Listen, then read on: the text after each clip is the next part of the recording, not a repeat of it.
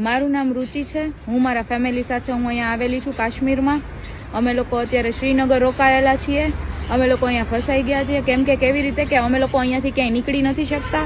અહીંયાથી બહાર જવાનું નથી, બધા રસ્તા બંધ છે. અહીંયાથી અમને લોકોને ફ્લાઇટ બી નથી મળતી, વેઇટિંગ આવે છે અને ફ્લાઇટનું ભાડું બી બહુ છે, જે 25,000 થી 30,000 રૂપિયા લે છે. એટલે અમે લોકો અહીંયા રસ્તાથી કે બીજો કે રસ્તો નથી કે અમે અહીંયાથી બહાર નીકળી શકીએ. અમે અત્યારે અહીંયા છીએ સેફ અને અમારી બારે બી સારી એવી સિક્યોરિટી છે.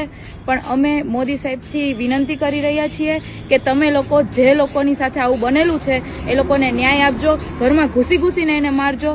અમે લોકો બહુ જ હેરાન છીએ. જે અમે લોકોએ જોયેલું નથી છતાં અમે લોકો અહીંયા ડરીને રહ્યા છીએ. તો જે લોકોએ જોયેલું છે અને જે લોકો સાથે આવું બધું થયેલું છે એ લોકો ઉપર શું વીતી રહી હશે. તો અમે લોકો ખૂબ જ અહીંયા સલવાયેલા લાગીએ છીએ કે અમે લોકો અહીંયાથી ઘરે કેમ પહોંચીશું. જે અમારા ઘરના લોકો બી અમે લોકો ટેન્શન કરી રહ્યા છીએ કે અમારા છોકરાઓ ત્યાં ફરવા ગયા છે તો અમે લોકો અહીંયાથી નીકળીએ કેવી રીતે. જે અમારે ફ્લાઇટમાં જવાનું છે તો ફ્લાઇટમાં 2-3 દિવસનું જે વેઇટિંગ આવી રહ્યું છે, ફ્લાઇટ બી બહુ મોંઘી છે, કોસ્ટલી છે. તો અમારા લોકોને ઘરે જવું કઈ રીતે?